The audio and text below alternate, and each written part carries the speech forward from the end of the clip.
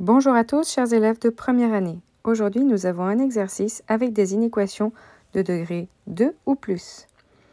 Voici l'exercice. Si vous voulez l'essayer, je vous invite à arrêter la vidéo et à noter l'énoncé. Première inéquation, nous avons déjà une inéquation factorisée.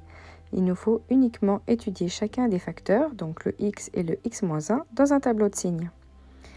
Le x et le x-1 sont tous les deux des fonctions de degré 1 et donc des droites aussi qui sont ici pour le moment croissantes puisque la pente qui est devant le x est toujours positif.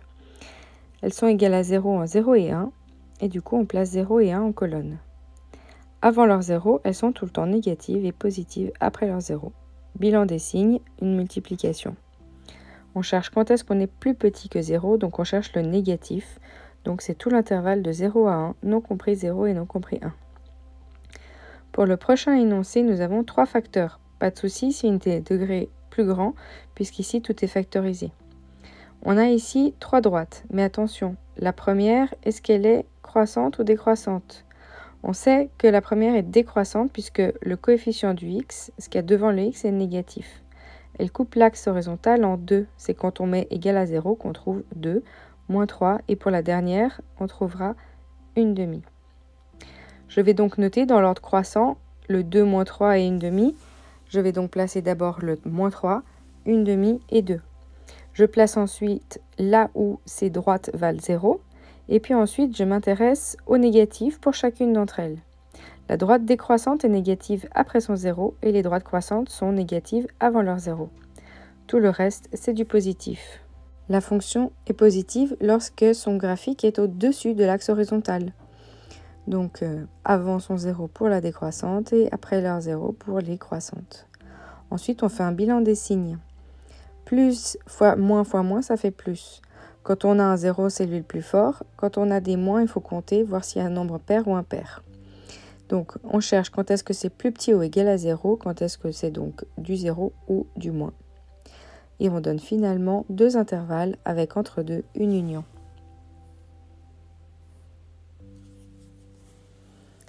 Arrêtez et essayez. Ici, je factorise avec la grille.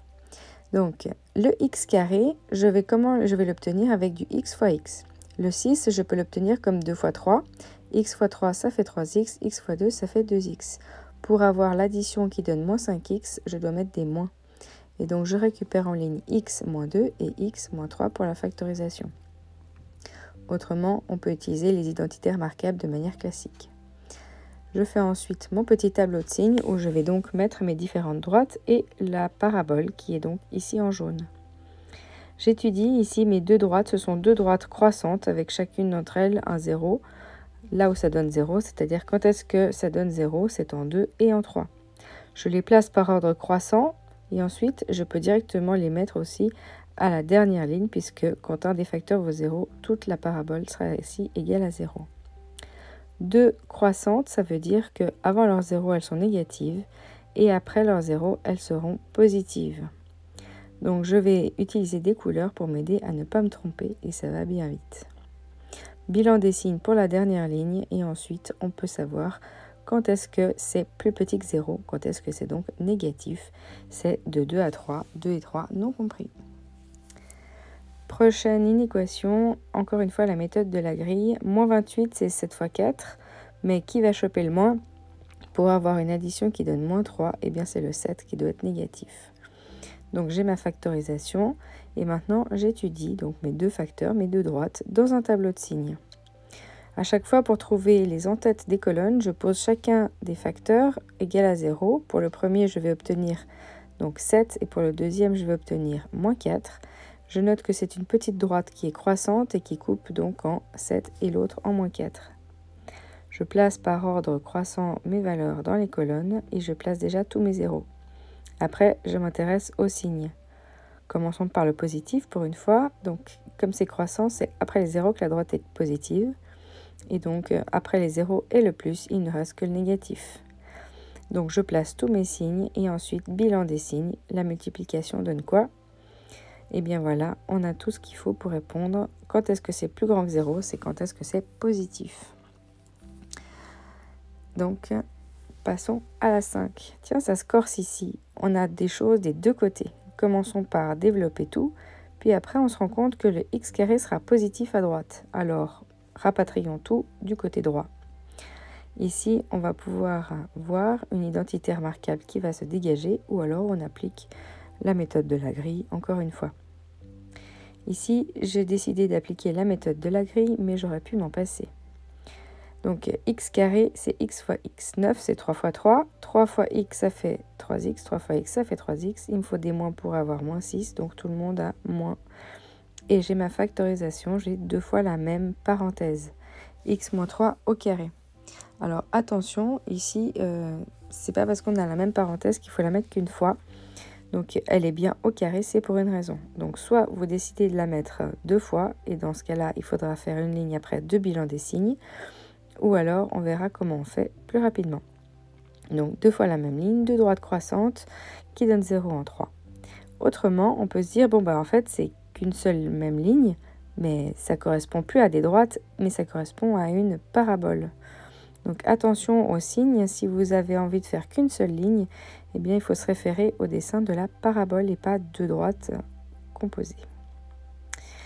Et voilà, donc maintenant on a terminé les premiers et vient le tout dernier qui est un petit peu plus long, mais tout va bien, on va y arriver. Si vous voulez l'essayer avant la correction, n'hésitez pas. Donc ici, on donne l'ensemble solution, c'est tous les nombres réels sauf 3. 3 étant un nombre et R un ensemble, il faudra mettre bien des accolades. Passons finalement au 6. Ici, nous avons bien une inéquation de degré qui a l'air d'être 2. Par contre, oulala, il y a des choses des deux côtés de l'inéquation. Donc ici, on va commencer par recopier l'énoncé sans le numéro de l'énoncé pour ne pas faire de faute en le glissant dans l'énoncé. Puis ensuite, on va développer à l'aide des identités remarquables. Donc première parenthèse, on a la deuxième identité. Attention, 2x, ça donne bien 4x au carré lorsqu'on le met au carré. Et pour le côté droit, eh bien, il faudra d'abord développer l'identité avant de distribuer le 9. Ensuite, quand on aura bien tout distribué, il faudra se décider si on rapatrie tout à gauche ou tout à droite, puisqu'on veut toujours un côté avec le 0. Donc ici, on va réfléchir et encore une fois, c'est à droite que les x carrés seront positifs. Donc on a une expression ici que l'on peut factoriser encore une fois par la grille. Mais pour ça, eh bien, on aime bien avoir les termes dans l'ordre croissant. C'est-à-dire on aime bien avoir la constante tout à la fin et puis le degré 2 tout au début. Et puis donc au milieu, on a le degré 1. Donc tous les termes sont dans l'ordre décroissant. Donc maintenant qu'on a tout, notre petite grille, 5x carré, c'est 5x fois x. Et puis 35, ça peut être 7 fois 5 ou 5 fois 7. Alors comme on ne sait pas dans quel ordre il faut le mettre, eh bien on essaye un ordre. Et puis on va se rendre compte que dans cet ordre-là, ça ne marchera pas. Alors ici, on n'obtient pas le moins 32x. Donc on va changer l'ordre entre le 7 et le 5. Et tout d'un coup, ça va bien fonctionner puisque 5 fois 5, ça fait 25 avec le x. 7 fois x, ça fait 7x. Et puis si on met des moins partout, eh bien on obtient bien moins 25, moins 7 qui donne 32, moins 32. Donc on a notre factorisation, ça va être en ligne, donc toujours le 5x moins 7 fois x moins 5. Et dès qu'on a notre factorisation, on reprend la même méthode que d'habitude, c'est-à-dire qu'on passe donc à la recherche des zéros. Donc le premier facteur va nous donner le 0 en 7 sur 5. Et puis le deuxième facteur, ben, c'est un peu plus évident, ça nous donne x égale à 5. Donc on a tous les deux, dans les deux cas, des bouts de droite croissants. Donc des droites croissantes et qui coupent l'axe horizontal donc en la valeur qu'on vient de calculer. C'est-à-dire 7 sur 5 pour la première et 5 pour la deuxième. On peut donc passer au tableau de signes et ensuite on pourra répondre à la question. Donc dans le tableau de signes, première ligne 5x moins 7 et deuxième ligne x moins 5. Il faudra ensuite mettre un bilan des signes pour la factorisation, donc la parabole que nous venons d'étudier. Les 2 zéros, c'est les colonnes. Ensuite, on peut passer nos zéros tout de suite, comme ça, on ne les oublie pas.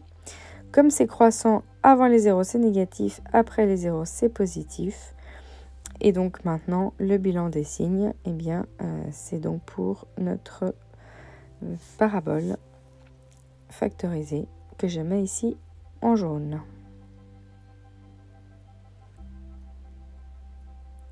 Donc le bilan, c'est la multiplication des signes. Et puis ici, on cherche quoi?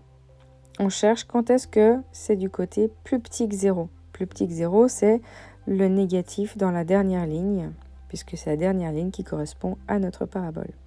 Donc on a tout l'intervalle de 7 sur 5 à 5, et les deux valeurs ne sont pas comprises, puisqu'on avait une plus petite égale, on n'avait que plus petit que 0 et pas de plus petit ou égal.